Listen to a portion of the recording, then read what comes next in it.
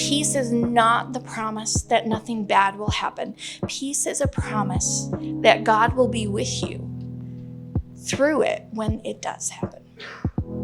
Jesus himself later says in John 14:27, "Peace I leave with you. My peace I give you, not as the world gives it." The world's peace depends on our life's circumstances. God's peace depends on his presence in the chaos. Jesus came to bring peace. Peace with God, peace within ourselves, peace in our relationships, and peace in the storms that we face. Hello and welcome, you guys. Pastor Jamin asked me to preach for the Advent series, and he said that there's hope, there's joy, there's peace, and I was just really drawn to peace. And I was drawn in a very different way. So when we think of Christmas, we usually imagine peace. We imagine soft lights, calm music, warm drinks, a quiet night. The world tells us that Christmas is supposed to be serene and beautiful, picture-perfect moment. With the picture-perfect kids in a picture-perfect house. When we think of the first Christmas, we think of a silent night, of a holy night, with all being calm and all being bright. But if you read the Bible's account, you discover that the first Christmas was anything but peaceful. It was chaotic, it was stressful, it was loud, it was uncertain, and it was even dangerous. But I think that's exactly why we need to hear, because many of us are not experiencing a peaceful Christmas either. Some of us are facing family conflict or worried about finances, carrying grief, feeling exhausted or stretched thin. The good news of Christmas is not that God enters into a silent night or a peaceful world. It's that God brings his peace into a chaotic world, a world very much like ours. And today I want to walk us through the first Christmas and see how God worked in the middle of political turmoil, personal stress, social disturbance, and even violent danger, and how his peace was sufficient then, and it still is now.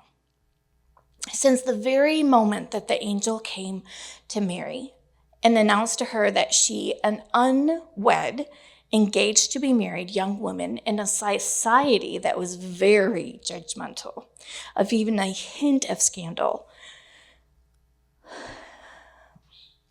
that she was to be pregnant out of wedlock, she had to deal with the judgment and ostracization, not only from outsiders, but her family and her fiancé, who decided to quietly cancel their engagement.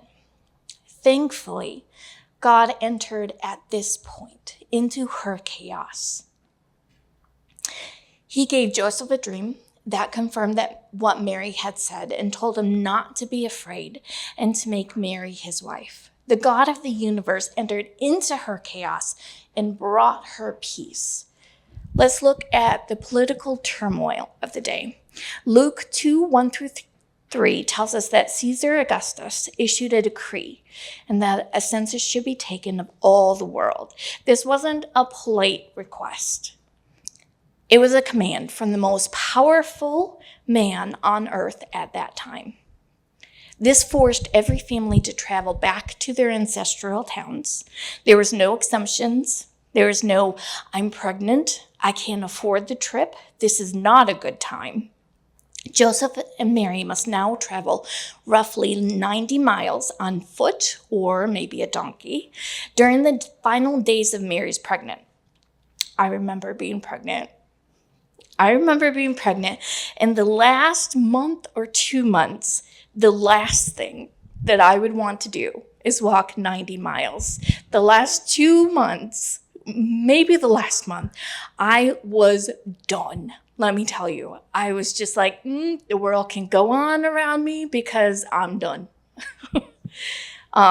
So imagine the tension the discomfort, the questions Mary and Joseph must have asked God, why now? Why in this way?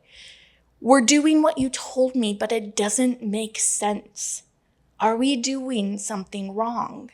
And yet God was stepping in and working through all of it, even through a government decree, political pressure, and even the earthly power of Caesar Augustus.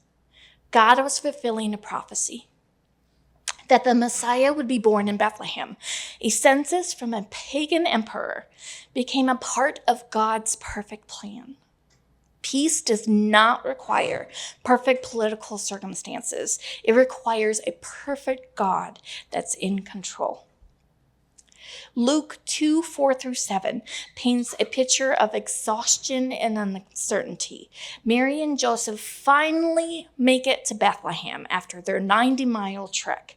They're tired, they're worn out, and Mary is ready to give birth at any moment. And what happens? There's no room in the inn. Everything is full. No one had space for them. It's not just an inconvenience, it's rejection. It's exhaustion. It's panic. And finally, they end up in a place meant for animals, dark, dirty, and smelly. This is where God is born. This is where Mary gives birth. And this is where God enters the world.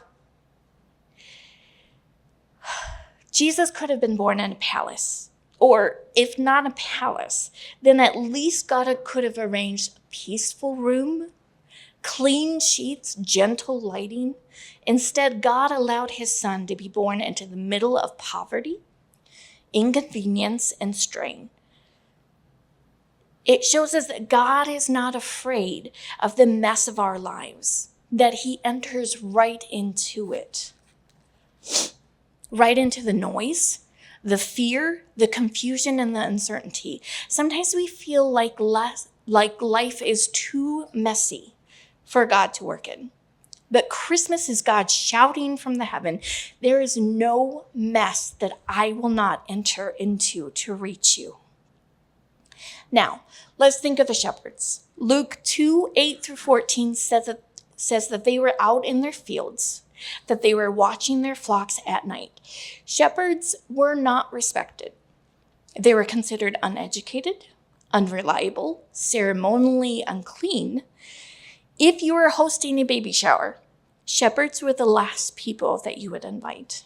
But these are the first people that God chooses to tell. And notice how the message begins. An angel of the Lord appears to them, and the glory of the Lord shone round about them. And then all was calm and all was bright. No, it says they were so afraid that they were terrified. God's announcement literally terrorizes them before it comforts them. Sometimes God's peace begins with disruption. Sometimes his presence can overwhelm us before it settles us. Sometimes he must break through our fear before he replaces it with peace. And the message that the shepherds received is this: glory to God in the highest, and on earth, peace. And there's that word, peace. But peace came in the middle of fear. Peace came to the lowest members of the society.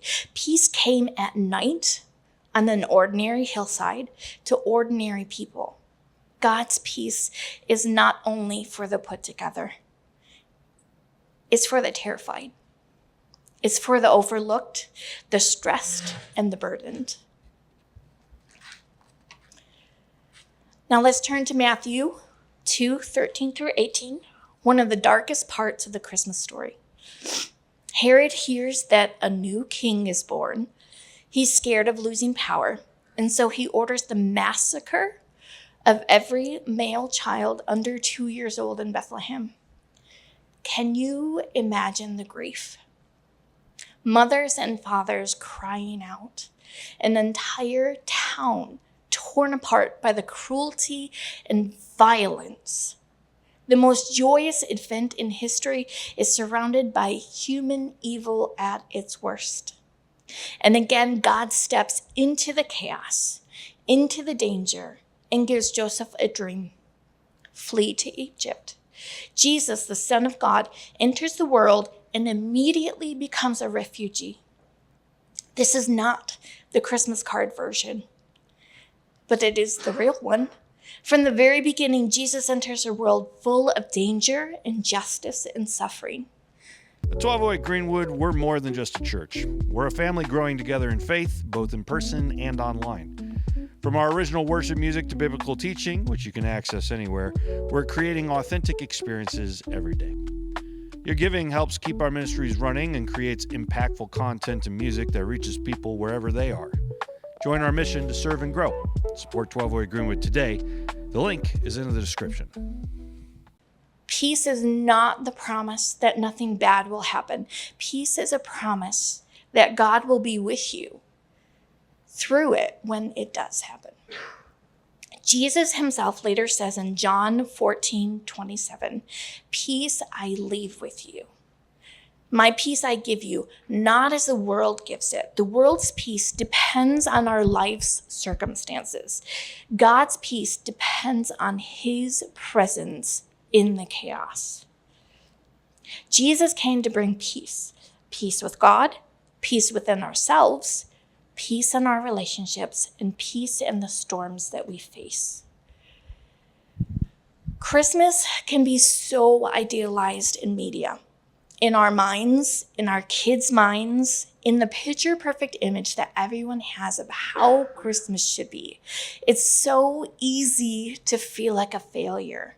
It's so easy when we feel grief from the loss of a loved one, instead of joy that the world tells us that we should be feeling, to feel like we're just not getting it.